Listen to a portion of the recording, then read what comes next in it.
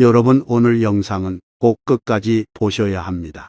특히 당뇨로 고생하시는 분들이라면 더더욱 그렇습니다. 저는 의사이면서 동시에 당뇨를 직접 겪고 있는 환자인데요. 제가 오늘 약 없이 오직 음식만으로 당뇨를 싹 잡을 수 있는 방법에 대해 몽땅 말씀드릴 거거든요. 저 역시 오늘 알려드릴 내용대로 지금까지 약 없이 혈당을 관리하고 있습니다. 오늘 그 구체적인 방법과 실제 사례를 들려드리겠습니다. 이 방송을 끝까지 보신다면 여러분도 당장 식탁에서 실천할 수 있는 해답을 찾으실 수 있을 겁니다. 그러니 영상 꼭 중간에 끄지 마시고 끝까지 들어주세요. 그리고 좋아요와 구독을 아직 누르지 않으셨다면 꼭 눌러주시면 감사하겠습니다. 제가 환자분들께 당뇨를 진단받은 뒤 제일 힘든 게 뭐냐 하고 물어보면 10분 중 9분은 이렇게 대답하십니다. 배불리 먹을 수 없는 게 가장 괴롭습니다. 어떤 환자분은 이렇게 말씀하시더군요. 선생님, 배가 고파서 잠이 안 올 정도예요. 하지만 밥을 마음껏 먹으면 바로 혈당이 치솟을까 두렵습니다. 대체 뭘 먹어야 합니까? 바로 이 지점에서 환자분들의 삶의 질이 크게 달라집니다. 먹고 싶은 욕구는 본능인데 그걸 참아야만 한다면 그 고통은 단순한 질병 관리 이상의 것이 됩니다. 제가 당뇨를 진단받기 전에도 사실 몸에서 이상 신호는 있었습니다. 피곤이 잘 가시지 않고 잇몸에 염증이 잘 생기고 상처가 낫는 속도가 느려지는 등 작은 변화들이 계속 쌓이고 있었던 겁니다. 그러나 저는 단순히 과로 탓이라 생각했습니다. 의료인임에도 불구하고 제 몸이 보내는 신호를 무시했던 것이죠. 결정적인 계기는 어느 날 내과 선생님이 제 모습을 보고 하신 한마디였습니다. 신 원장물을 유난히 많이 마시네요. 혈당 한번 재보는 게 어떻습니까? 그 자리에서 바로 혈당을 측정했는데 식후 혈당이 375가 나왔습니다. 정상 수치의 2배가 넘는 수치였죠. 그 순간 저는 큰 충격을 받았습니다. 그 후 저는 음식부터 철저히 바꿔야겠다고 결심했습니다. 그 첫걸음으로 선택한 것이 바로 닭백숙이었습니다. 한 환자분 이야기를 들려드리겠습니다. 60을 갓 넘긴 남성인 김민준 님이셨습니다. 당뇨를 진단받고 난 뒤 밥상을 보며 늘 한숨을 쉬던 분이었어요. 평생을 고기와 밥으로 버텨온 분이었는데 이제는 흰쌀밥도 돼지고기에 기름진 부위도 마음대로 먹지 못하니 하루하루가 우울하다 하셨죠. 그분께 제가 닭백숙을 한번 드셔보시라고 권했습니다. 처음에는 회의적이었습니다. 그거 먹으면 배가 차겠습니까? 맛도 밍밍하지 않습니까? 하지만 한번 시도해 보시라고 말씀드렸습니다. 그리고 며칠 후 외래에서 그분을 다시 만났을 때 활짝 웃으며 이렇게 말씀하셨습니다. 선생님, 이거 괜찮네요. 국물도 시원하고 고기도 마음껏 먹을 수 있으니 배가 부르면서도 혈당이 안정적으로 유지되더군요. 이 사례를 통해 알 수 있듯 닭백숙은 단순히 영양만이 아니라 심리적인 만족감까지 채워주는 음식입니다. 당뇨 환자에게 있어 마음 편히 먹을 수 있다는 안도감은 그 자체로 치료 효과가 있습니다. 그렇다면 닭백숙이 왜 이렇게 특별할까요? 첫째, 소화가 편합니다. 당뇨 환자분들은 위장이 예민한 경우가 많습니다. 소고기나 돼지고기는 소화가 더딘 반면 닭고기는 단백질이면서도 흡수가 잘 되어 부담이 적습니다. 둘째, 지방의 질이 다릅니다. 닭다리를 보면 기름이 많아 보이지만 실제로는 소고기, 돼지고기의 포화 지방에 비해 훨씬 낮은 양입니다. 껍질을 벗기면 더 줄어듭니다. 셋째, 단백질의 질이 좋습니다. 당뇨 관리에서 근육량은 혈당 조절과 직결됩니다. 근육이 줄면 혈당이 쉽게 불안정해집니다. 닭고기는 근육 형성과 유지에 필요한 단백질을 흡수율 높게 제공하죠. 다른 환자분의 이야기를 들려드리겠습니다.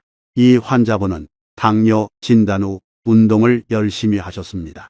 그런데 문제는 혈당이 높은 상태에서 과도하게 운동하다 보니 근육이 급격히 줄어든 것이었습니다. 선생님, 분명히 운동을 하고 있는데 왜 더 피곤하고 힘이 없을까요? 하고 물으시더군요. 그분께도 닭백숙을 권했습니다. 단백질이 충분히 보충되면서 소화가 잘 되니 운동 후에도 근육이 소모되는 게 아니라 유지되는 효과가 있었습니다. 한 달쯤 후 다시 만나 뵈었을 때 그분은 예전보다 훨씬 힘이 붙고 운동도 덜 지치네요 라며 기뻐하셨습니다. 그렇다고 닭백숙을 그냥 드시면 안 됩니다. 닭백숙을 드실 때 중요한 원칙은 쌀은 빼는 것입니다. 흔히 찹쌀을 넣어 끓이지만 당뇨 환자에게는 혈당을 빠르게 올리는 주범이 됩니다. 닭고기와 국물 곁들이는 채소 반찬만으로도 충분합니다. 간은 소금으로 약간 하셔도 괜찮습니다. 오히려 싱겁게만 먹다 보면 만족감이 떨어져 과식으로 이어질 수 있습니다. 고혈압 환자라면 소금 양만 조금 조절해 주시면 됩니다. 조리 방법은 단순합니다. 닭을 한번 끓여 불순물을 제거한 뒤 깨끗이 씻어 다시 육수에 넣고 마늘과 후추를 곁들여 천천히 끓이면 됩니다. 인삼, 대추 같은 재료도 넣을 수 있지만 오히려 단순한 맛이 오래 먹기에는 더 좋습니다.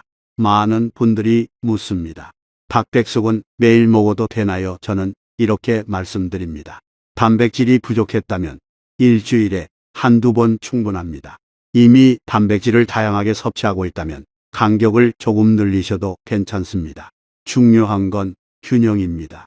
닭백숙만 먹는 게 아니라 두부, 생선, 달걀 등과 함께 번갈아 섭취하는 것이 바람직합니다. 제가 환자분들께 닭백숙을 권하는 이유는 단순히 영양 때문이 아닙니다. 배부르게 먹을 수 있다는 심리적 안정감, 그리고 실제로 혈당을 크게 흔들지 않으면서도 충분한 단백질을 공급해주는 의학적 장점 때문입니다. 당뇨는 관리의 병입니다. 관리란 단순히 수치를 낮추는 게 아니라 환자 스스로 생활 속에서 지속할 수 있는 방법을 찾는 것입니다. 닭백숙은 바로 그 지속 가능한 방법 중 하나입니다. 그런데 닭백숙 이야기를 들으시고 이렇게 생각하신 분들도 계실 겁니다. 선생님, 그거는 특별한 날에나 해 먹지 평소에는 뭐 간단하게 먹을 수 있는 게 없을까요? 맞습니다. 매번 닭 한 마리를 삶는 게 쉽지는 않지요. 그래서 조금 더 간단하지만 효과적인 음식을 말씀드리려 합니다. 제가 진료했던 70대 여성 환자 박영희 님 이야기를 먼저 들려드리겠습니다. 이분은 늘 아침을 거르고 점심 때 과식하는 습관이 있었습니다. 아침은 입맛이 없어요 하시던 분이었죠. 그런데 이게 혈당 조절에는 가장 안 좋은 습관 중 하나입니다. 공복 시간이 길어졌다가 갑자기 많은 음식을 먹으면 혈당이 급격히 치솟기 때문입니다. 제가 그분께 보내드린 건 의외로 단순했습니다. 바로 누룽지 미역국이었습니다. 선생님, 누룽지요? 그거 당 올린다고 하지 않나요? 이분이 처음에 반문하셨습니다. 맞습니다. 누룽지를 많이 드시면 혈당이 확 오릅니다.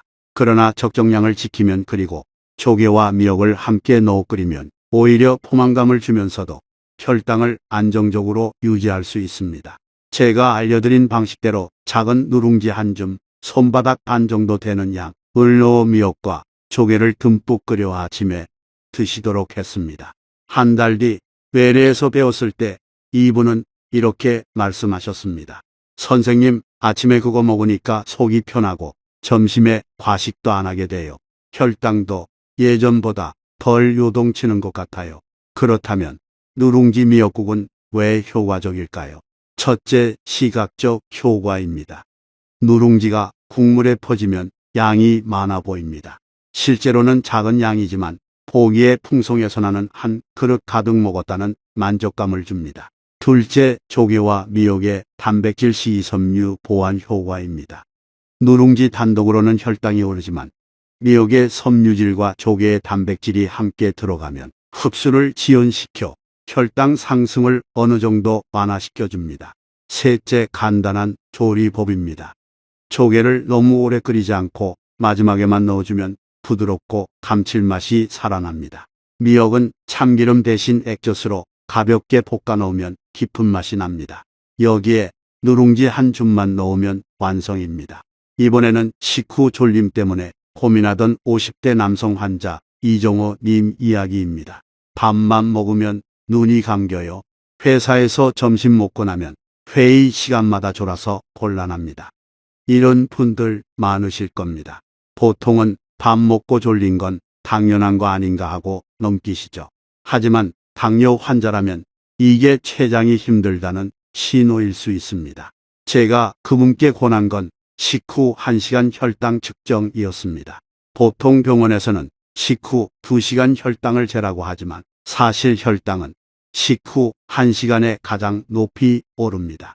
실제로 그분이 집에서 측정해보니 식후 1시간 혈당이 200이 넘게 나오더군요. 이래서 제가 그렇게 졸린 거군요.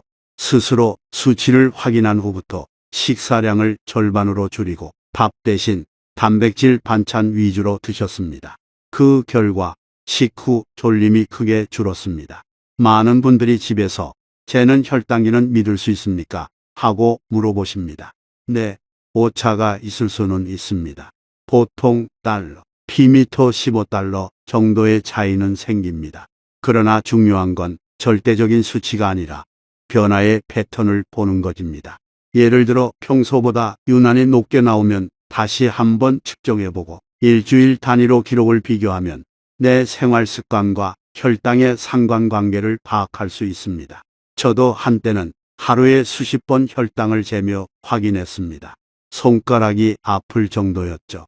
하지만 그 과정을 통해 어떤 음식을 먹으면 혈당이 얼마나 오르는지 또 얼마 만에 내려오는지를 몸으로 익힐 수 있었습니다. 결국 환자분들이 스스로 깨닫는 게 가장 강력한 치료법입니다. 한 번은 약을 복용 중이던 60대 여성 환자 최은숙 님이 외래에 오셨습니다. 선생님, 갑자기 온몸에 힘이 빠지고 식은땀이 나서 쓰러질 뻔했어요. 확인해 보니 저혈당이었습니다. 원인은 단순했습니다. 아침에 약만 드시고 식사를 거른 것이었죠. 제가 드린 조언은 간단했습니다. 약을 드셔야 한다면 반드시 소량의 음식과 함께 드셔야 하고, 혹시 저혈당 증상이 오면 알사탕이나 작은 주스 하나를 곁에 두고 바로 섭취하세요. 그 후 이분은 외출할 때마다 가방에 작은 사탕을 넣고 다니셨고 더 이상 위험한 상황은 겪지 않으셨습니다.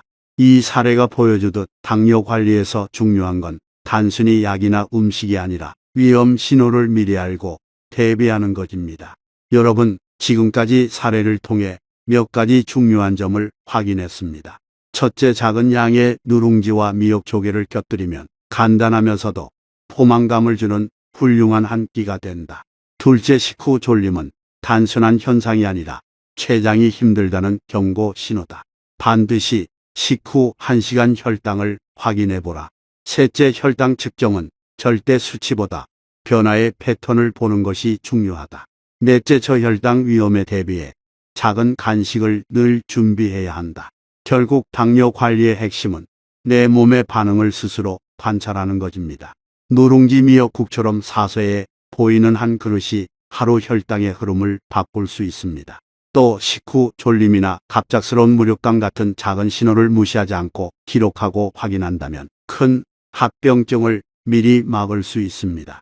여러분, 당뇨 관리에는 비밀스러운 묘약이 있는 게 아닙니다.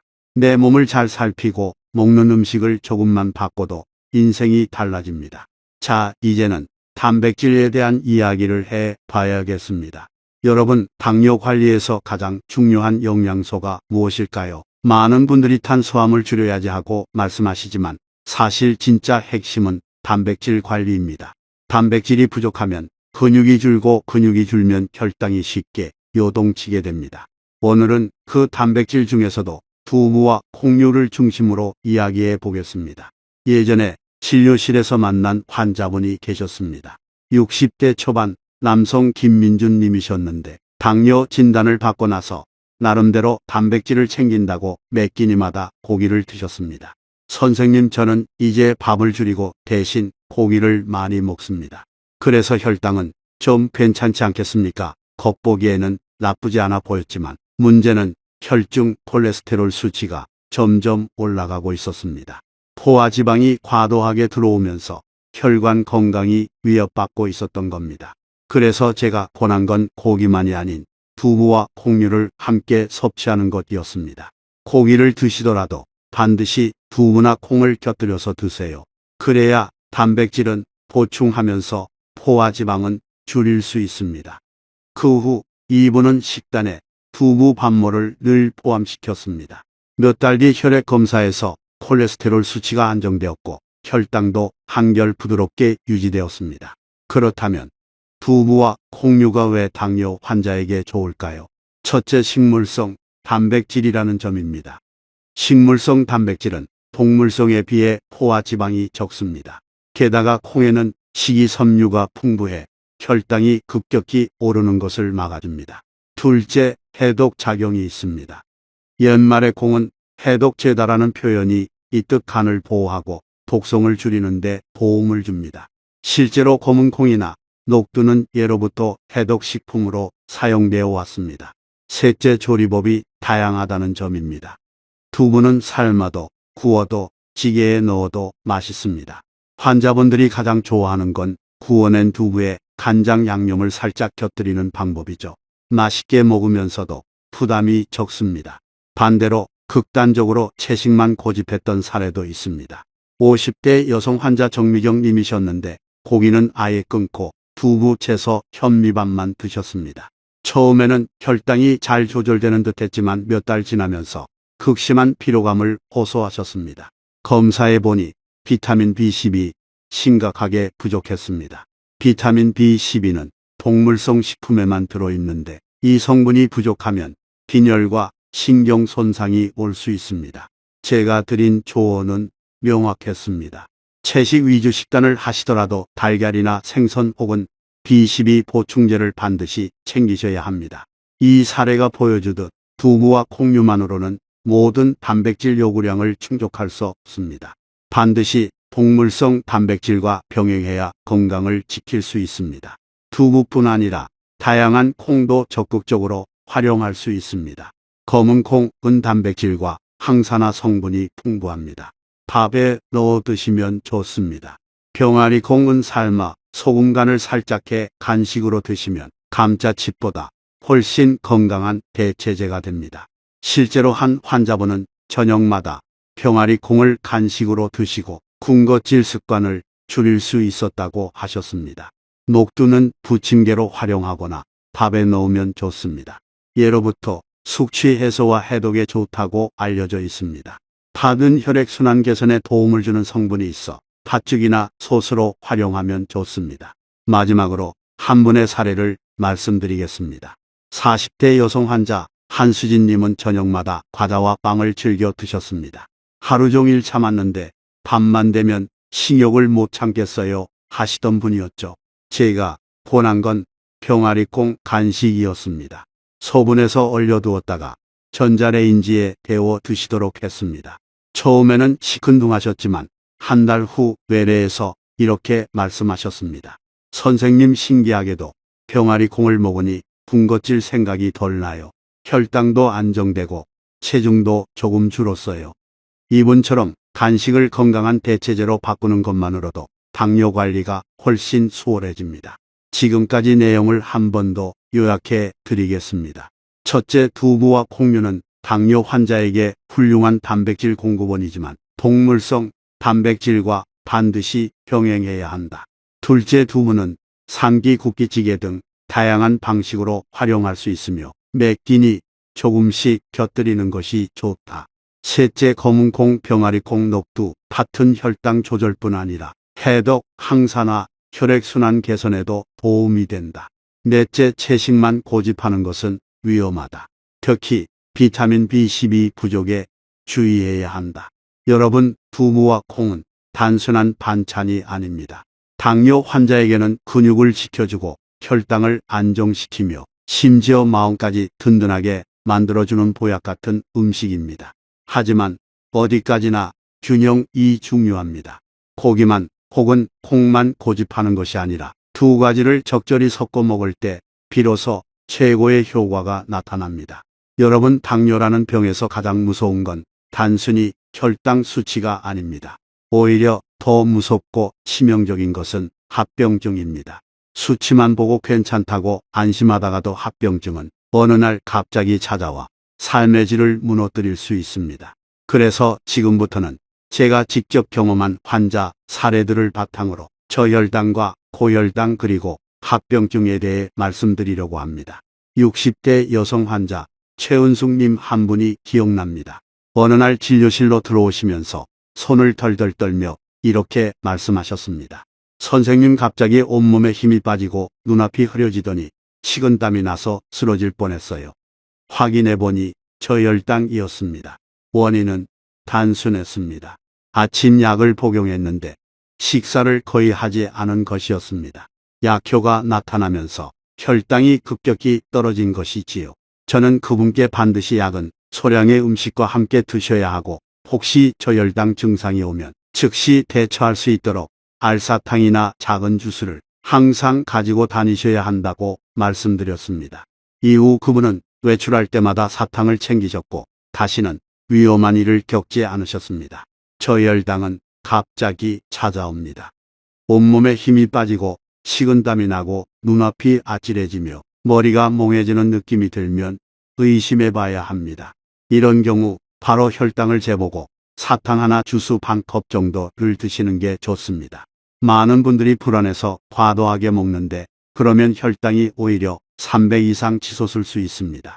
저혈당의 대처 원칙은 조금만 보충한다는 점을 꼭 기억하셔야 합니다. 반대로 고혈당 때문에 응급실로 실려온 환자도 있었습니다. 50대 직장인 남성 강연우 님이었는데 바쁜 생활 속에서 식사도 불규칙했고 스트레스를 술로 풀다 보니 어느 날 극심한 갈증과 체중 감소를 겪으며 응급실에 왔습니다. 검사 결과 고혈당 쇼크였습니다. 혈관 안에 포도당 농도가 너무 높아 세포로 물이 들어가지 못하고 혈관 안에만 갇혀버린 상태였습니다. 장기들이 탈수에 빠지며 기능이 떨어지고 있었던 것이지요. 다행히 빠른 치료로 위기를 넘겼지만 조금만 늦었더라면 생명을 잃을 수도 있었습니다. 고혈당이 심해질 때 나타나는 전형적인 신호는 이유 없는 체중 감소, 극심한 갈증, 소변량 증가, 쉽게 피로해지는 증상입니다. 특히 갑자기 물을 많이 마시게 되는 현상은 아주 위험한 신호이니 절대 무시하시면 안 됩니다. 또 한 번은 젊은 여성 환자 윤지수 님이 다이어트를 하다가 케톤산증으로 쓰러진 적이 있었습니다. 극단적인 저탄수화물 다이어트를 하면서 포도당이 고갈되자 몸이 지방만 태우기 시작했습니다. 그 결과 체내에 케톤체가 과도하게 쌓였고 혈액이 산성화되며 의식이 흐려졌던 것입니다. 가족들이 말하길 환자의 입에서 마치 아세톤 냄새 같은 구취가 났다 하더군요. 바로 케톤산증의 전형적인 신호입니다. 이처럼 급성 합병증뿐 아니라 만성 합병증도 당뇨 환자에게는 늘 위협이 됩니다. 심장질환, 뇌졸중, 당뇨발, 심부전, 치매 같은 것들이 대표적입니다.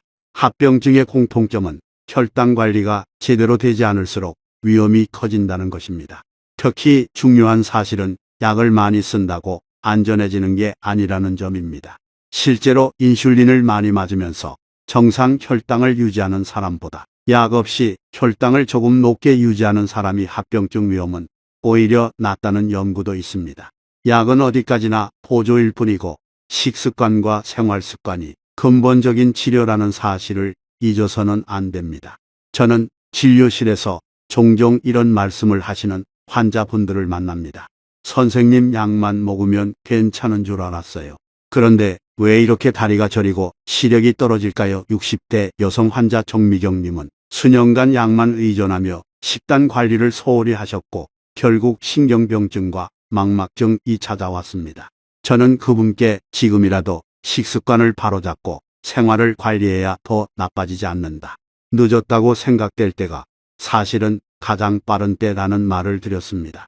여러분, 당뇨는 단순한 수치의 문제가 아닙니다. 삶을 지키는 문제입니다. 저혈당과 고혈당 그리고 합병증은 모두 우리 몸이 보내는 경고 신호입니다. 그 신호를 무시하지 않고 작은 실천을 이어가면 충분히 막을 수 있습니다. 의료인으로서 또 당뇨를 직접 겪는 사람으로서 자신 있게 말씀드립니다. 당뇨는 절대 두려워할 병이 아닙니다. 알면 대처할 수 있고 관리하면 충분히 건강하게 살아갈 수 있습니다. 여러분 지금까지 닭백숙과 누룽지 미역국 두부와 콩류 그리고 합병증과 위기 대처까지 이야기를 나눠보았습니다. 이제 마지막으로 말씀드리고 싶은 것은 바로 생활 속 루틴입니다. 사실 당뇨 관리라는 것은 특별한 날만의 노력이 아닙니다. 작은 습관들이 쌓여서 결국 건강한 삶을 만들어냅니다. 제가 진료했던 환자들 중에는 약을 쓰지 않고도 생활 습관만으로 혈당을 잘 관리하신 분들이 많습니다. 그분들의 공통점은 거창한 비법이 아니라 아주 사소한 것들을 꾸준히 지켜낸다는 것이었습니다. 예를 들어 식사 때마다 밥그릇의 크기를 조금 줄이고 한 끼에 채소를 반드시 두세 가지 이상 곁들이는 것, 식사 후 무조건 10분이라도 걷는 것. 이런 단순한 습관이 결국 수치를 안정시키는 핵심이었습니다. 한 환자분은 이런 말씀을 하셨습니다. 선생님, 예전에는 식사 후에 바로 소파에 누워서 TV만 봤어요. 그런데 이제는 그냥 집 안이라도 걸어다니고 계단을 오르내리는 습관을 들였더니 식후 혈당이 눈에 띄게 내려가더군요. 이처럼 몸을 움직이는 습관 하나가 혈당 관리에 큰 차이를 만듭니다. 또 다른 환자분은 수면 습관을 고쳐서 효과를 본 경우였습니다. 늘 늦게 자고 불규칙하게 생활하던 분이었는데 밤마다 혈당이 들쭉날쭉하니 피곤이 더 심하다고 호소하셨습니다. 제가 권한 건 단순했습니다. 밤 11시 이전에는 무조건 잠자리에 드시고 수면 시간을 일정하게 유지하세요. 불과 한 달 만에 혈당이 안정되고 아침 기상이 훨씬 가벼워졌다고 말씀하셨습니다. 당뇨는 단순히 먹는 문제만이 아니라 수면과 스트레스까지 포함된 전인적인 관리가 필요합니다. 식단에서도 루틴이 중요합니다. 제가 늘 강조하는 원칙은 세 가지입니다. 첫째, 탄수화물은 조금 줄이고 단백질과 채소는 늘린다. 둘째, 매 끼니 일정한 양을 먹는다. 셋째, 간식은 건강한 대체 식품으로 바꾼다.